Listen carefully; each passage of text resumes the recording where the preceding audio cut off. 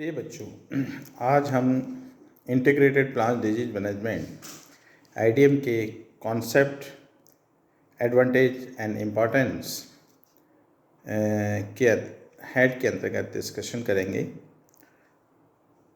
या यूँ कहें कि समन्वित पादप रोग प्रबंधन। जैसा कि नेम इंडिकेट करता है, integrated plant management can be defined as a decision based process involving coordinated use of multiple tactics for optimizing the control of pathogen in a ecological and economical manner। अर्थात समन्वित रोग प्रबंधन एक तरह से वो विधा हो गई जिसमें कि हम इस तरह से समन्वय करते हैं या कोऑर्डिनेट करते हैं कि जितनी भी प्रकार की विधाएं रोग को नियंत्रण करने या प्रबंध करने के लिए उपलब्ध है, उन सभी का आर्थिक रूप से और पारिस्थितिकी रूप से सही उपयोग हो पाए। और इस तरह का जब प्रबंधन हम करते हैं तो इसका जो है कई रूप हो सकते हैं। जैसे पहला है simultaneous management of multiple pathogen. जब हम समन्वित रोग प्रबंधन करते हैं तो उसमें एक विधा ये है कि हम कई सारे, जैसे सपोज कीजिए प्रबंधन जो होता है, तो एक तो प्रबंधन ये हुआ कि किसी एक क्रॉप के अगेंस्ट जितने भी पैथोजेंस हैं उनके बारे में सोचा जाए। और दूसरा प्रबंधन ये हुआ कि एक पैथोजन जो है वो जितने भी होस्ट रेंज है, उसकी जितने भी क्रॉप्स पे इन्फेक्ट डालता है उनके बारे में सोचा जाए। तो सामान्यतः क्रॉप पे होने वाले रोग प्रबंधन की जब हम बात करते हैं तो सपोज कीजिए हम गेहूं के ही इंटीग्रेटेड डिजीज मैनेजमेंट की बात करें, तो हम गेहूं के अंदर होने वाली विभिन्न रोगों जैसे रस्ट है, स्मट है, फ्लैग स्मट है, बंट है, पाउडर मिल्ड्यूज़ हैं, अल्टरनेट लीफ स्पॉट्स हैं, इन सब के बारे में हम प्लानिंग करते हैं। तो एक तरह से यूँ देखें कि ये विधा वो है जिसमें simultaneous management of multiple pathogen किया जाता है। दूसरा है regular monitoring of pathogen effect and their natural enemies antagonist as well. तो जब हमें किसी भी पैथोजन को नियंत्रित करना है तो हमें ये देखना पड़ता है कि एक तो जो पैथोजेंस हैं उन पैथोजेंस का क्या प्रभाव पड़ रहा है, उनके नेचुरल एनिमीज से वो कॉम्पीट कर रहा है। तो नेचुरल एनिमीज से जब कॉम्पीट कर रहा है तो उनको सप्रेस्ड कर रहा है कि सप्रेस्ड हो रहा है। और जब सप्रेस्ड हो रहा है इसका मतलब है कि एंटागोनिस्ट जो है, या यूँ कहिए कि जो वो पैथोजन है उस पैथोजन को सप्रेस करने वाले कौन कौन से जीव वहाँ मौजूद हैं उनको भी वो मैनेज करता है। और मैनेज ही नहीं करते, आर्टिफिशियली हम इस चीज़ों को इनकॉर्पोरेट भी करते हैं। नेक्स्ट पॉइंट अगर हम देखें तो यूज ऑफ इकोनॉमिक और treatment threshold when applying chemicals. तो इस विधा के अंदर ये है कि जो भी हम यदि रसायन का प्रयोग करते हैं तो हम रसायन का ये प्रयोग करते हैं कि एक तो वो आर्थिक रूप से फ़ायदा पहुंचाना चाहिए। इसका मतलब है कि कॉस्ट ऑफ कल्टीवेशन को वो नहीं बढ़ाना चाहिए। दूसरा ये है कि थ्रेशोल्ड लेवल, किसी भी पैथोजेंस या इंसेक्ट्स का जो थ्रेशोल्ड लेवल्स हम वो मानते हैं, उस पॉपुलेशन को मानते हैं कि जिस पर अगर आप स्प्रे करोगे तो जो कॉस्ट ऑफ ट्रीटमेंट है वो कॉस्ट ऑफ जो प्रोडक्शन है उससे कहीं ज़्यादा नहीं हो। अर्थात जब ट्रीटमेंट की 1 पर यूनिट लागत आपको प्रोडक्शन में ज़्यादा फ़ायदा हो रहा है तो वहाँ हम उस केमिकल्स को रिकमेंड करेंगे, वो जस्टिफाइड यूज होगा। ये भी हम आईडीएम के अंदर चेक करते हैं। Integrated use of multiple suppressive tactics, इसके अलावा जो है हम कई जो तरीके हैं जिनके द्वारा हम पैथोजन को दबा सकते हैं, रोक सकते हैं, उनकी जो सप्रेसिव टेक्निक्स हैं उसमें अमेंडमेंट भी आ सकते हैं, उसमें आपका एंटागोनिस्ट भी आ सकता है, उसमें कॉम्पिटिटर भी आ सकता है, और उसमें इस तरह के माध्यम आ सकते हैं जो कि आपके पैथोजन को डिप्रेस करते हैं और उसके जो कॉम्पिटिटर्स हैं उनको एग्रीगेट करते हैं। तो ये सभी प्रिंसिपल्स हैं, तो इनके बेसिस पे इन सब चीज़ों को करके हम आईडीएम को लागू करते हैं। Principles of plant disease control या मैनेजमेंट अगर हम देखें, किसी भी रोग को हम नियंत्रित करते हैं तो उसमें बेसिकली 6 प्रिंसिपल माने जाते हैं: avoidance, exclusion, eradication, protection and resistance and therapy. इन सब का प्रयोग करके भी हम समन्वित रोग प्रबंधन को करते हैं। अवॉइडेंस में हम क्या करते हैं? Prevent the disease by selecting a time of the year or site where there is no inoculum or where the environment is not favorable for infection।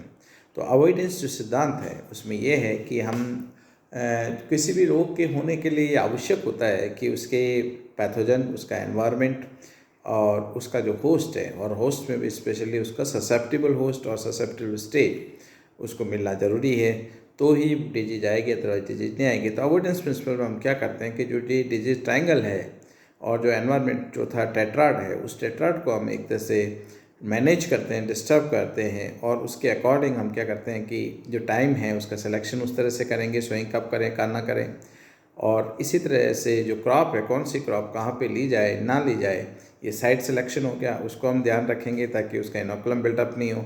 और इसी तरह से एनवायरनमेंट का भी हम ध्यान करेंगे, लेट और अर्ली सोइंग्स करके हम जो कंडीसिव कंडीशंस है जो पैथोजन के लिए, उसको हम हटा के और इस प्रोसेस को ऑन कर सकते हैं। Exclusion principles prevents the introduction of inoculum. इसमें हम क्या है कि ऐसे क्षेत्र जहाँ पर ऑलरेडी कोई पैथोजन नहीं है तो उस पैथोजन में हम उसको घुसने नहीं देंगे। इसके हम क्वारंटाइन लागू कर सकते हैं, उसके इंस्पेक्शन लागू कर सकते हैं, सीड ट्रीटमेंट या जो भी आपका मल्टीप्लिकेशन प्रोडक्ट्स का है उनको हम लागू कर सकते हैं। इरेडिकेशन प्रिंसिपल है, इरेडिकेशन में eliminate the destroy the inactivate the inoculum. Eradication में है कि once pathogen is established in a particular area, तो उसमें से हमें उन्हें हटाना है, उसे हटाना है, प्लस या यूँ कह सकते हैं कि उसका जो इनोकुलम वहाँ पे मौजूद है उसको हमें इनएक्टिव करना है। अगर ये प्रोसेस है, इस प्रोसेस को भी इनकॉर्पोरेट करके हम जो है डिजीज का समन्वयन कर सकते हैं, मैनेजमेंट कर सकते हैं। प्रोटेक्शन का मतलब हुआ कि आप कोई डिजीज वहाँ नहीं आई उससे पहले सारी ऐसी चीज़ें कर दें कि ऐसी घटना ही घटित ना हो। तो prevents infection by means of toxicants and some other barriers to infection. तो इन्फेक्शन का मतलब है establishment of host pathogen relationship, means जब पैथोजन है उस जो है वो होस्ट के पास जाए और उस पर डिपेंडेंट हो जाए तो उसको हम इन्फेक्शन कहते हैं। तो हम ऐसी परिस्थिति पैदा करते हैं, ऐसे केमिकल टॉक्सिकेंट्स के लेयर प्रोवाइड करते हैं कि वहाँ पर जो है कि जो पैथोजन है वो जर्मिनेट ही नहीं कर पाए। तो इस तरह का जो तरीका है वो प्रोटेक्शन प्रिंसिपल्स के अंतर्गत आता है। तो हम ये चीज़ें भी जो है इंटीग्रेटेड डिजीज मैनेजमेंट के अंदर इस प्रिंसिपल को भी समन्वित करते हैं। Then comes resistance, utilize cultivars that are the resistant और टॉलरेंट ऑफ इन्फेक्शन। तो जो रेजिस्टेंस है इसमें अगर हमें किसी होस्ट को बोना ही है, काम में लेना ही है, तो हम इस तरह की फसलों की वैरायटी या कल्टीवर्स को प्रयोग करते हैं जिनमें पर्याप्त रेजिस्टेंस होता है या पर्याप्त टॉलरेंस होता है, अर्थात उसमें उस पर जो है उस पैथोजन का ज़्यादा प्रभाव नहीं पड़ता है। तो इस चीज़ को भी हम कंसिडर करते हुए आईडीएम को प्लान करते हैं। Therapy, cure plant that are already infected. और सपोज कीजिए अगर कोई कहीं डिजीज आ भी जाती है तो हम उसका डिजीज का उपचार करें, उसको रोकें, उसको आगे फैलने से रोकें। ये सब जो है हम थेरेपी के अंदर एस्टेब्लिश करते हैं। अब इसके साथ साथ ये है कि जब हम इस सब चीज़ों को प्लान करते हैं तो कौन से ऐसे फैक्टर हैं जो कि इंटीग्रेटेड डिजीज मैनेजमेंट को प्रभावित कर सकते हैं। तो अगर हम देखें तो पहला फैक्टर अगर इस चीज़ को प्रभावित करता है तो माइक्रोजम्स हैं। माइक्रोजम्स का मतलब है जिनको आप पैथोजेंस कहते हो, जिनमें डिजीज कॉजिंग एबिलिटी होती है, जैसे उसमें फंजाई है, बैक्टीरिया है, वायरस है, माइकोप्लाज्मा है। समटाइम्स जो है फिजियोलॉजिकल कारक है जो शरीर को प्रभावित करने वाले कारक हैं, जैसे हाई और लो टेम्परेचर हो सकता है, lack of access of soil moisture हो सकता है, इसलिए नमी की कमी है अधिक हो सकता है, एरेशन हो सकता है, डेफिशिएंसी और एक्सेस ऑफ प्लांट न्यूट्रिएंट्स। अगर कभी कभी क्या होता है कि प्लांट न्यूट्रिएंट सपोज कीजिए आपने नाइट्रोजन की मात्रा ज़्यादा दे दी तो पौधा ससेप्टिबल हो जाएगा, और ससेप्टिबल हो जाएगा तो डिजीज आने के चांसेस। तो एक्सेस एंड लैक का मतलब जिंक की डेफिशिएंसी हो गई तो भी डिजीज सिम्टम्स आ जाएंगी, बोरॉन की डेफिशिएंसी हो गई तो सिम्टम्स प्लांट वल्नरेबल हो जाएगा। इसी तरह से सॉइल एसिडिटी और एल्कलिनिटी, अगर मृदा की सॉइल एसिडिटी और एल्कलिनिटी बढ़ जाती है तो भी क्या है, अवेलेबिलिटी और न्यूट्रिएंट्स पर प्रभाव पड़ जाता है। इसी से कॉलोनाइजेशन ऑफ पैथोजन पर प्रभाव पड़ जाता है। इसी तरह से colonization of the suppressive means antagonistic जो ऑर्गेनिजम्स हैं उनके ऊपर फर्क पड़ जाता है। तो ओवरऑल जो हमारा आईडीएम है उसको ये सब प्रभावित करेंगे। Factors that limit the rate of disease developments are the relatively low amount of inoculum in the lag stage. इसी तरह से डिजीज डेवलपमेंट के लिए आवश्यक जो निवेश द्रव्य है जो होना चाहिए, अगर वो उपलब्ध नहीं है तो भी जो है हेल्दी पौधे होते हुए भी जो रोग नहीं आएगा, ये उसका प्रभाव पड़ सकता है। The causative agents of disease in green plants members in tens thousands and includes almost every form of life। लगभग 10,000 के आसपास तो है और हर रूप में उपलब्ध है। इसी तरह से अगर हम देखें तो नॉन बायोटिक कॉजेज हैं जिसमें मिनरल डेफिशिएंसी है, एयर पॉल्यूशन है, बायोलॉजिकली प्रोड्यूस टॉक्सिकेंट्स हैं, इम्प्रॉपरली यूज पेस्टिसाइडल केमिकल्स हैं, और अदर एनवायरमेंटल फैक्टर जैसे विंड है, वाटर है, टेम्परेचर है, सनलाइट है, ये हैं, ये भी जो है कहीं ना कहीं हमारे जो आईडीएम है इंटीग्रेटेड डिजीज मैनेजमेंट के प्रोसेस है उसको प्रभावित करते हैं कि जो आप सॉइल में इनकॉर्पोरेशन कर रहे हैं या पौधा है उस पर प्रभाव डालकर ये इस चीज़ को प्रभावित करते हैं। Certainly non living things certainly qualify as primary agent of the disease. They continuously irritate plant cells and tissue and they are harmful to the physiological process of the plants। इसी तरह से जो दूसरे फैक्टर्स हैं जो chemicals वगैरह हैं जो जिसको कि हम नॉन लिविंग कहते हैं, वो उनकी जो प्रक्रियाएं हैं, शरीर क्रियात्मक प्रक्रियाएं हैं, उनको प्रभावित करके उनकी जो अंदर बायोकेमिकल जो रिएक्शंस हैं उनको प्रभावित करके भी जो है पौधे को प्रभावित कर सकते हैं, जिससे अल्टीमेटली जो आपका जो रिजल्ट है जो सम इंटीग्रेटेड डिजीज मैनेजमेंट जिसके लिए किया जाता है कि maximum production and minimum disease, उसको प्रभावित कर सकता है। Pathological response the manifest as the symptoms characteristics of the several disease but the abiotic agents of disease in plants.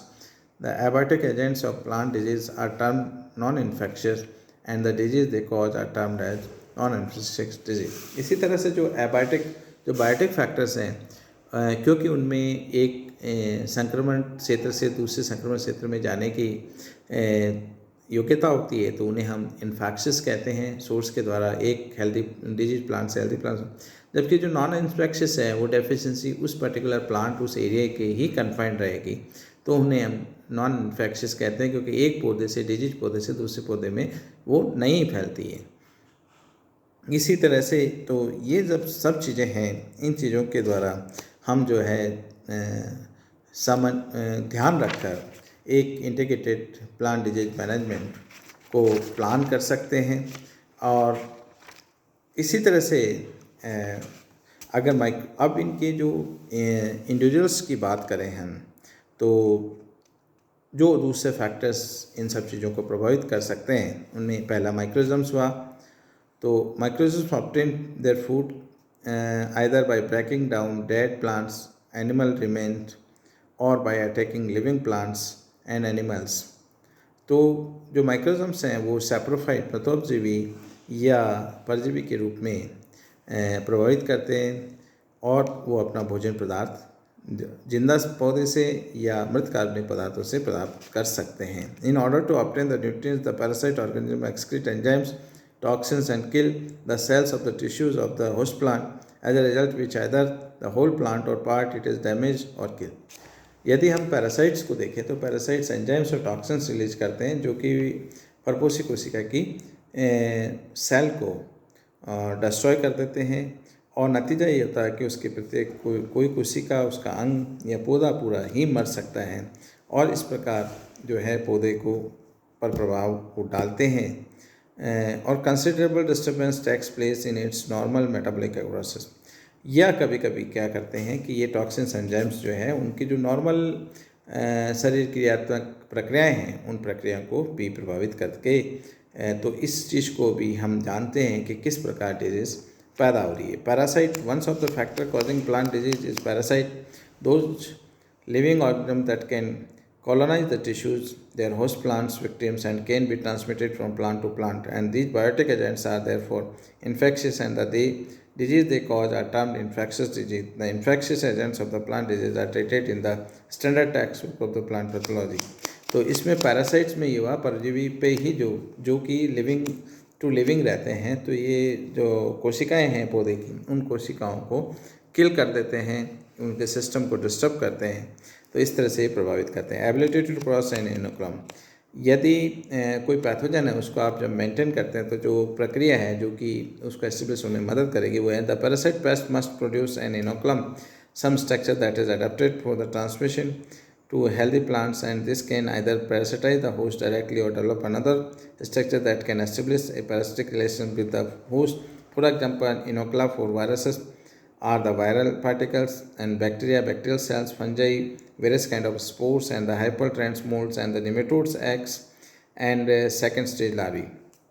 यदि कोई पैथोजन है, उस पैथोजन के रोग पैदा करने की क्षमता इस बात पर डिपेंड करेगी कि जो उसका निवेश द्रव्य है उसके लिए जो प्राथमिक निवेश द्रव्य के जो सक्रिय तत्व है, जैसे सपोज कीजिए वायरस को वायरॉइड फॉर्म में आना जरूरी है, फंगस है उसके लिए स्पोर्स और उसके जो एक्टिव स्ट्रक्चर्स हैं उनका उपलब्ध होना जरूरी है, बैक्टीरिया के लिए बैक्टीरिया सेल का अवेलेबल होना, नेमेटोड्स के लिए उसका एग और सेकेंड स्टेज लार्वी का होना जरूरी है।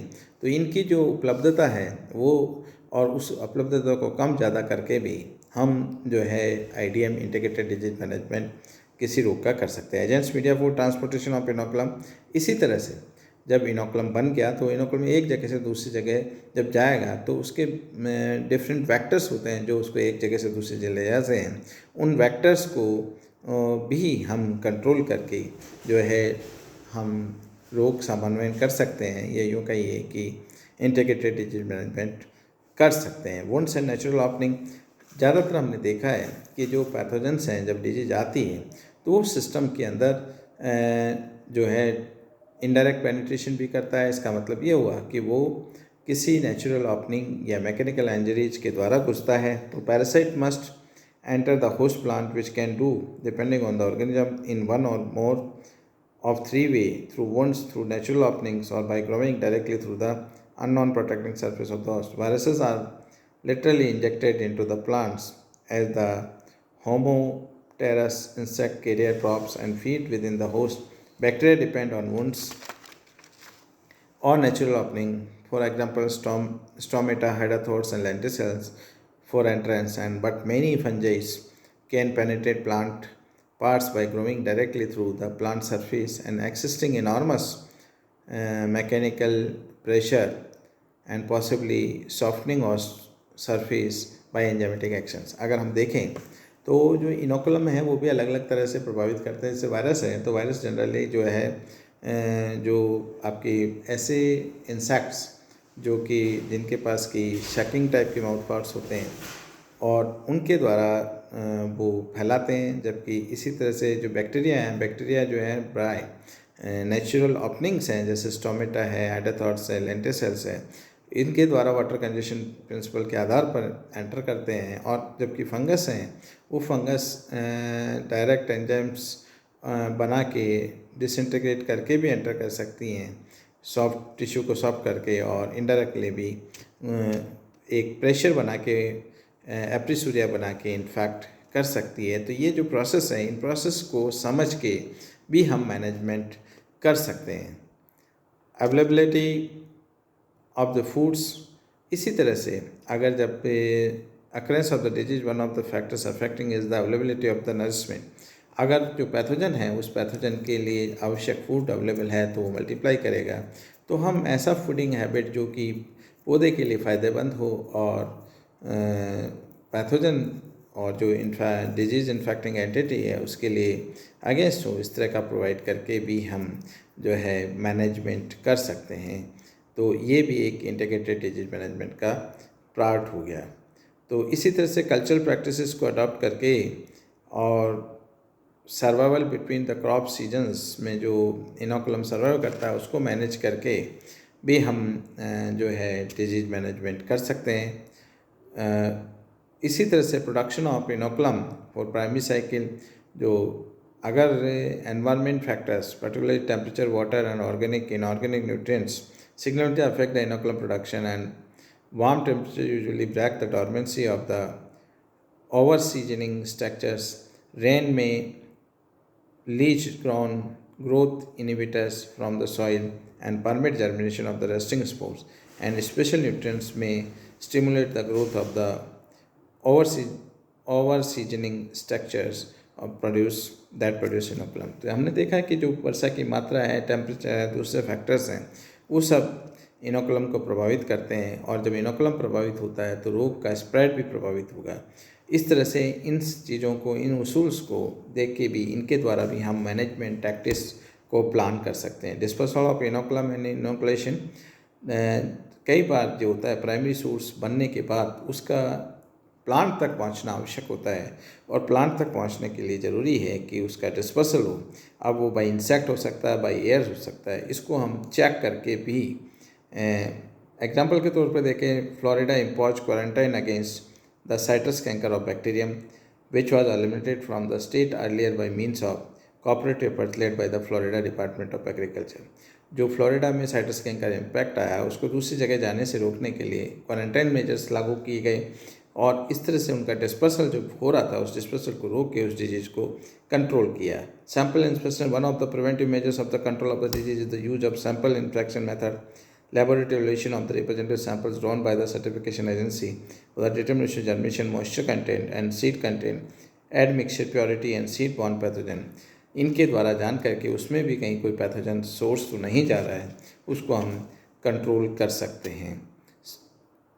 कंट्रोल मेजर्स डायरेक्ट जो है हिट करके, जैसे बायोलॉजिकल कंट्रोल के द्वारा, केमिकल कंट्रोल के द्वारा, सीड ट्रीटमेंट के द्वारा भी हम को अप्लाई करके भी हम जो है इंटीग्रेटेड डिजीज मैनेजमेंट का पार्ट बना के रोग का प्रबंधन कर सकते हैं।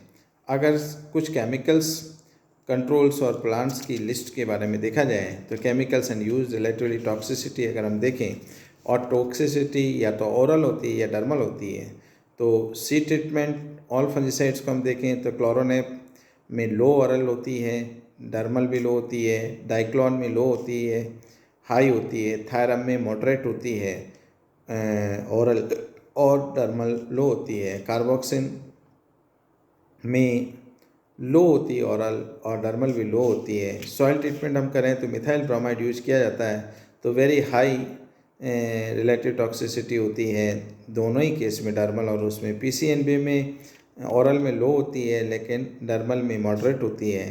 एसएमडीसी वेपम फंजिसाइड्स नेमेटोड्स मॉडरेट होता है। इस तरह से हम देखते हैं कि हर एक में अलग अलग प्लांट प्रोटेक्टिव ट्रीटमेंट्स अगर हम करें तो कॉपर कंपाउंड्स फंजिसाइड और बैक्टीरिया के लिए अगेंस्ट यूज किए जाते हैं, तो इनमें ओरल मॉडरेट होते हैं और डर्मल लो होता है। सल्फ़र को हम देखें तो ओरल लो होता है और मॉडरेट होता है। मनेब को देखें तो वेरी लो और लो होता है। जैनब को देखें तो वेरी लो होता है। कैप्टान वेरी लो होता है। डाइनोकैप लो होता है। स्ट्रेप्टोमाइसिन वेरी लो होता है। Cycloheximides very high and high होता है। Benomyls very low and very low. तो हमने देखा कि जो ज़्यादातर जो फंजिसाइड्स हैं जो जिनकी की टॉक्सिक इम्पैक्ट्स कम हो उनको प्रेफर किया जाता है, और उनके द्वारा जो है मैनेजमेंट सॉइल ट्रीटमेंट के रूप में, सीड ट्रीटमेंट के रूप में और फोलियर एप्लीकेशन के रूप में उन्हें अप्लाई किया जा सकता है। और इसी तरह से जो हम केमिकल्स हैं उन केमिकल्स को हम सॉइल ट्रीटमेंट के रूप में, प्रोटेक्टिव स्प्रे एंड डस्ट के रूप में प्रयोग कर सकते हैं। इंटीग्रेटेड डिजीज मैनेजमेंट का फ़ायदा, एडवांटेज।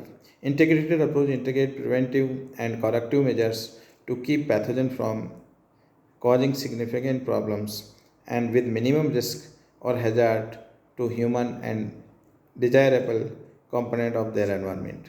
अगर हम देखें तो समन्वित रोग प्रबंधन करने का सबसे बड़ा फ़ायदा ये होता है कि हम कम से कम लागत में कम से कम पौधों को प्रभावित और एनवायरनमेंट को प्रभाव किए बिना, कॉस्ट ऑफ कल्टीवेशन बढ़ाए बिना और सभी जो मेथड्स उपलब्ध हैं उनका समन्वय करके रोग प्रबंधन करते हैं, और जिससे हमारा कॉस्ट ऑफ कल्टीवेशन कम आता है और प्रॉफिट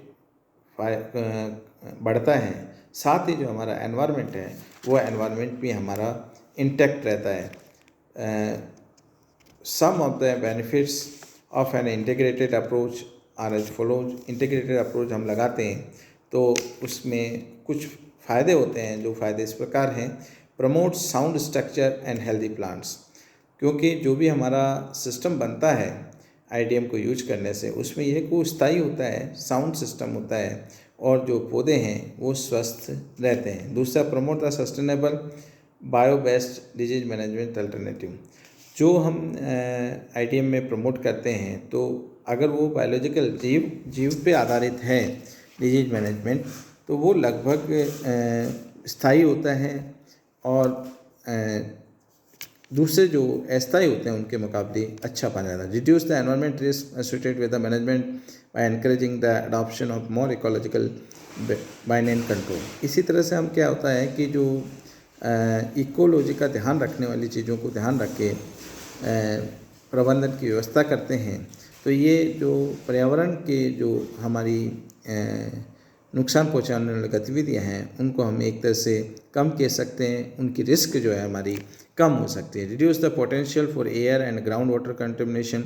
इसी तरह से जब हम केमिकल्स का, टॉक्सिकेंट्स का रेजिड्यू प्रभाव छोड़ते हैं का कम उपयोग करते हैं, तो इसमें हमारा जो एयर और वाटर है उसको हम कंटेमिनेट होने से, पॉल्यूट होने से या बचा सकते हैं।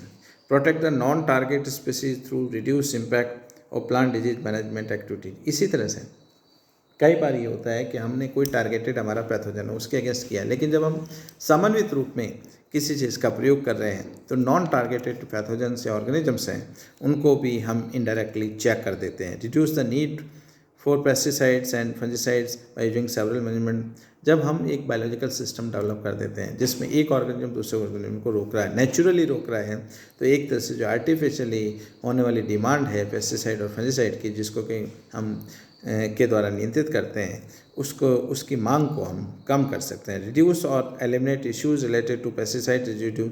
इसी तरह से अगर आप केमिकल कंट्रोल केवल करते हैं तो जो पेस्टिसाइड्स होते हैं उन पेस्टिसाइड के रेजिड्यू सॉइल में पड़ते हैं, प्लांट पे पड़ते हैं, फूड मटेरियल पे पड़ते हैं और वो अल्टीमेटली एनिमल्स को प्रभावित करते हैं या ह्यूमन बींग्स को प्रभावित करते हैं। लेकिन जब हम पेस्टिसाइड का जस्टिफाइड यूज करते हैं या यूँ कहीं मिनिमाइज यूज करते हैं तो हम इन हैजार्ड से भी बच सकते हैं।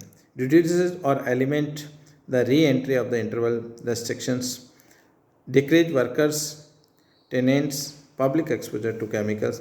इसी तरह से जो हमारे जो वर्कर्स हैं जो केमिकल की फैक्ट्रीज में काम करते हैं, जब प्रोडक्शन कम होगा, डिमांड कम होगी, तो इस जगह वर्कर्स कम होंगे, उनको हम कम कर सकते हैं और पब्लिक को जो एक्सपोजर मिलता है, केमिकल का प्रभाव पड़ता है, उस प्रभाव को भी हम कम कर सकते हैं।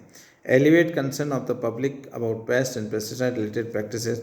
इसी तरह से हम पब्लिक के अंदर जो पेस्टिसाइड और पेस्ट से रिलेटेड जो बातें हैं उनके प्रति हम जागरूकता ला सकते हैं और मेंटेन और increase the cost effectiveness of the disease management programs. इसमें हम सभी चीज़ों का जस्टिफाइड यूज करके हम कम से कम पर यूनिट जो आपका इम्प्लीमेंटेशन है उसकी कॉस्ट कम करके जो हमारा जो प्रोडक्शन है उसको बढ़ा सकते हैं। तो इस तरह से हम ये हमारा था कि किस तरह से समन्वित रोग प्रबंधन किया जाए, उसके क्या फ़ायदे हो सकते हैं और उसके क्या प्रभाव हैं और उसका क्या महत्व है के बारे में हमने ब्रीफ में डिस्कस किया। धन्यवाद।